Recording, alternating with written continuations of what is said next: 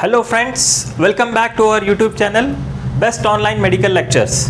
In the last video we have discussed about the physiology of the thyroid hormones part 1. So this is the part 2 of the physiology of the thyroid hormones. Okay, so in this part 2 we will discuss about the regulation of secretion of thyroid hormones, mechanism of secretion of the thyroid hormones and the physiological actions of the thyroid hormones. Okay, so first about the regulation of secretion of the thyroid hormones. So here regulation means how the secretion is controlled, in our body, that is the which parts or the which organs or will control the secretion of the thyroid hormones. Okay, so this control or the regulatory mechanism is basically by the two mechanisms. First is most importantly through the negative feedback mechanism, and second by the auto regulation of the thyroid gland. Okay, so we'll discuss one by one. The first one is the negative feedback of the thyroid regulation. Okay, so what is this negative feedback?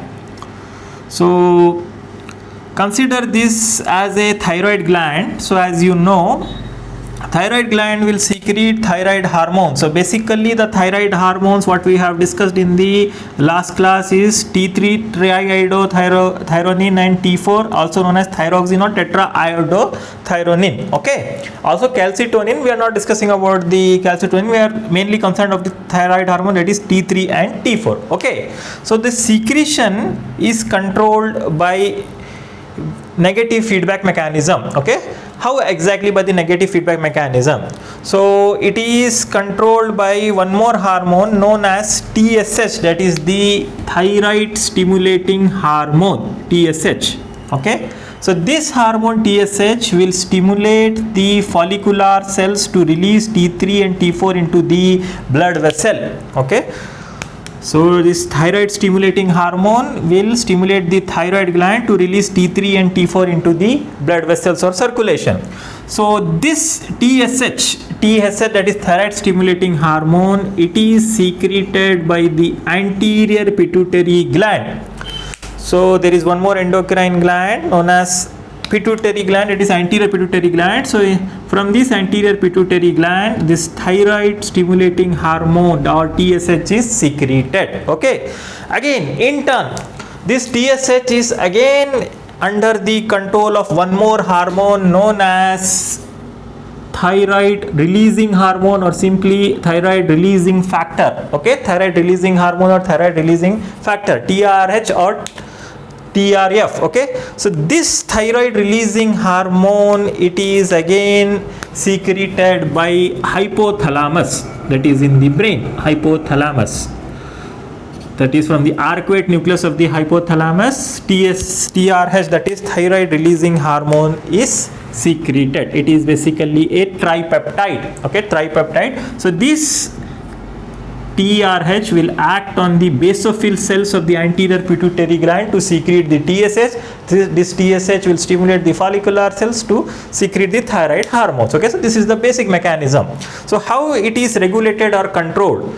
So whenever the blood T3 and T4 levels are more, okay, whenever this T3 and T4 concentration in the blood is more than the normal, then this T3 and T4 causes a negative feedback inhibition to the pituitary as well as to the hypothalamus. That is, it will causes the inhibition of the release of the TRH from the hypothalamus as well as inhibition of the release of the thyroid stimulating hormone from the anterior pituitary gland. So in this way it causes the inhibition of the secretion of this TRS and TSH.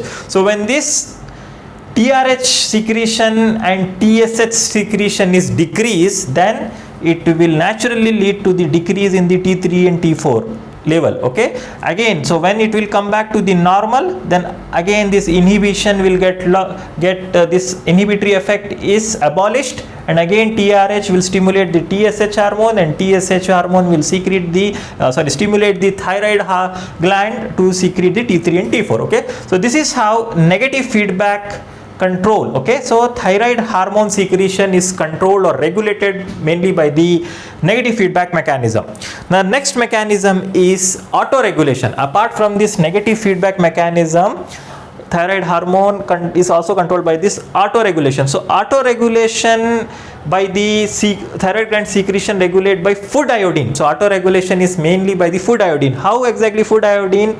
That is, food iodine content in the diet and iodine trapping are inversely proportional. That means if the dietary iodine is deficient, suppose dietary iodine is deficient, then the iodine trapping mechanism of the synthesis, we have discussed about the synthesis of the thyroid hormones in our last lecture or the last video, please refer that.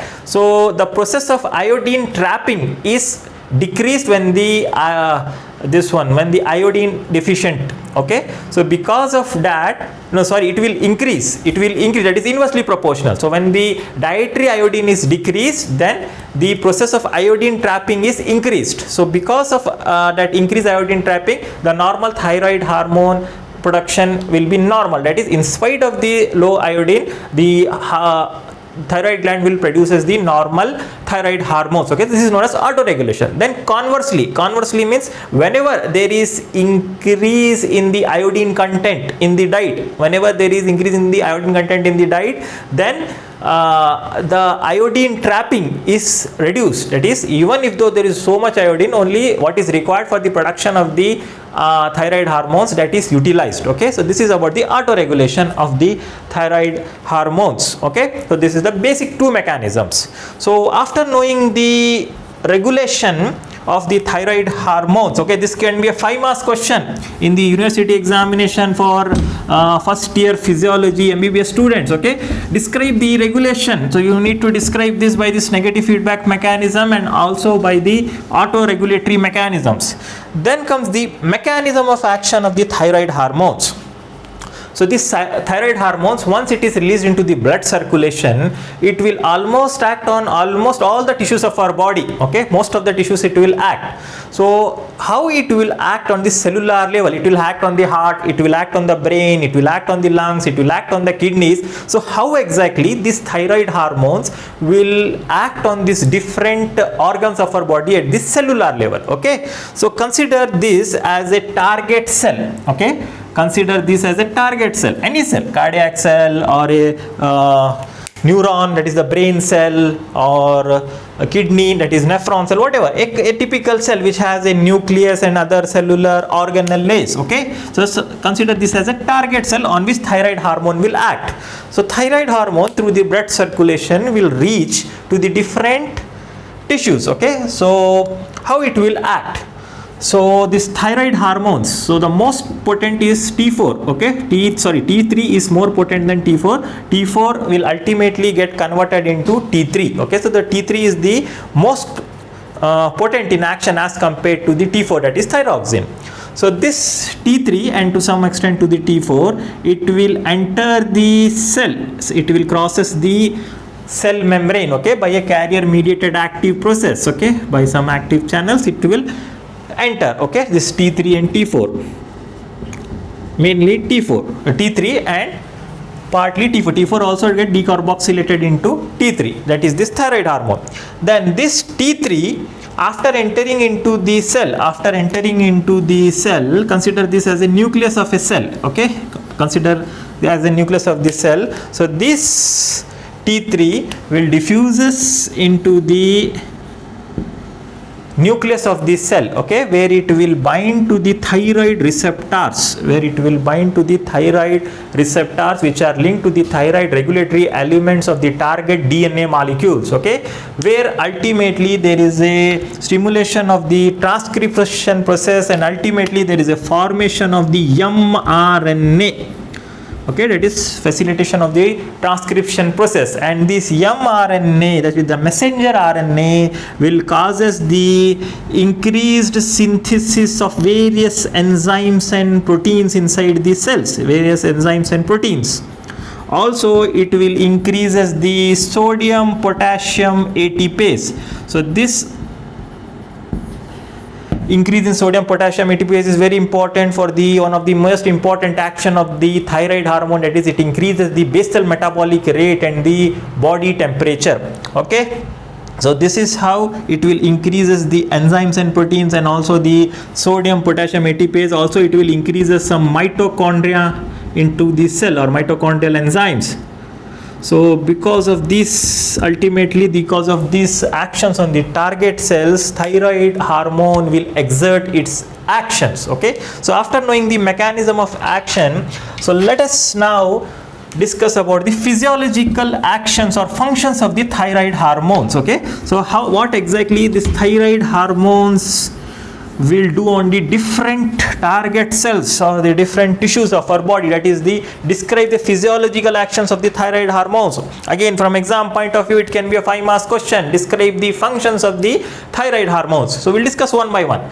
So first, it is its effect on growth and development. So thyroid hormone is very much essential for the normal body growth and the development. So how this the thyroid hormone will helpful, that is the role in normal growth and development of the skeletal of the body. Okay, skeleton of the body, that is it will helpful in the development of the bone development, teeth development, growth and maturation of the normal cycle of growth and maturation of the epidermis and hair follicles and nails, and also it has a role in the development of the or changes in the subcutaneous tissues characteristics. So how exactly it will take is, since this, as we have discussed in the mechanism of action of the thyroid hormones, it will increases the enzymes and the proteins. So these enzymes and proteins will help for the general growth of the bone, that is ossifications of the bones and teeth and the other organs, also the subcutaneous tissues. Okay, the subcutaneous tissue characteristics are altered. Okay, so it will causes the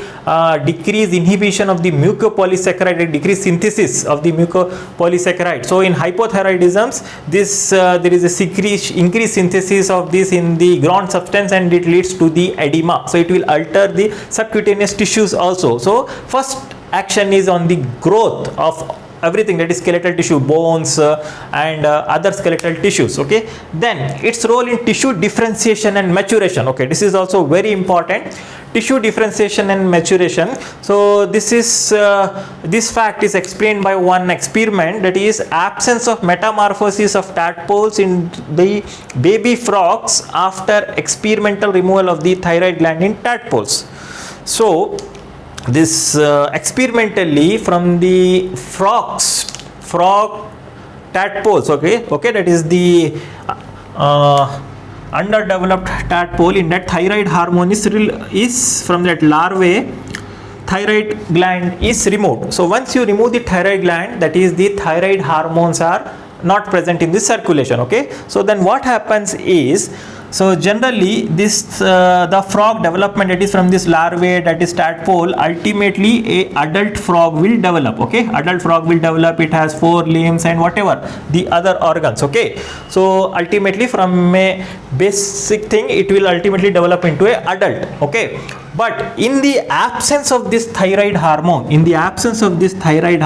this metamorphosis or these changes is not seen. That is, once the thyroid gland is removed from this tadpole, okay, that is this baby frog, that is the baby frogs, then this development, that is this development or maturation of the tissue is not seen. Okay, similar case is seen in even in the human being, that is for the normal development of a newborn to a adult. Okay, thyroid hormone is essential. Okay, that is for the metamorphosis, for the changes. Okay, that is the role in tissue differentiation and maturation.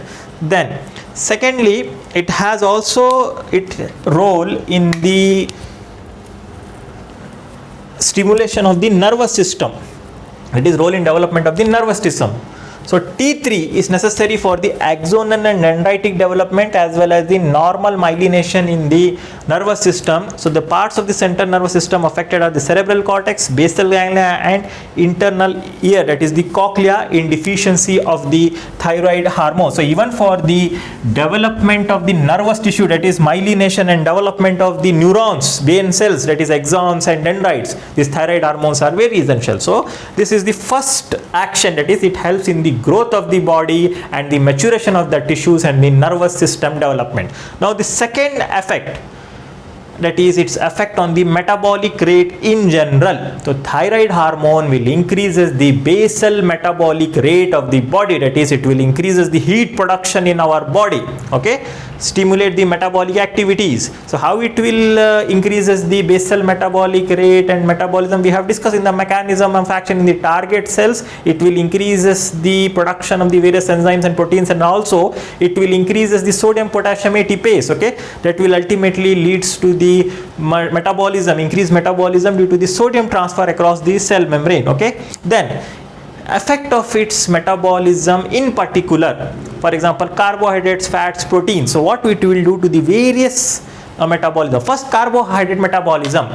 So ultimately thyroid hormone will increases the blood sugar level. How? It will increases the glucose absorption, and it will increases the other process of the glucose metabolism like gluconeogenesis, glycolysis, and also by the increased uptake of the glucose from the peripheral cells, okay. So ultimate glucose absorption, okay. So these all things will increases the carbohydrate level. Then comes the fat metabolism. So it is helpful in mobilization of the fat from the adipose tissue and decreases the plasma cholesterol levels or triglyceride levels. So in hypothyroidism, the plasma cholesterol levels in lipid profile is increased, okay, because of the absence of the thyroid hormones. Then proteins. So in physiological amount, that is in the smaller amount or limited amounts, it has an anabolic effect on the protein metabolism. That is, it will causes the development of a tissues and positive nitrogen balance. And in higher concentration, okay, like in thyrotoxicosis, where there is excess of thyroid hormones, it has a opposite effect. That is, it has a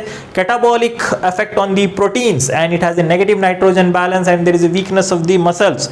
Then vitamins. So generally the thyroid hormone increases the proteins and enzymes. For most of the enzymes, vitamins are required as a cofactor. So relatively the vitamin demands is increased. So vitamin increased quantity of the enzymes, so causes the vitamin deficiency, okay. So also this thyroid hormone is essential for the conversion of the carotene into vitamin A. Deficiency of this thyroid hormones will causes deficiency of the vitamin A, and the carotene level will increase, which will called as carotenemia, okay.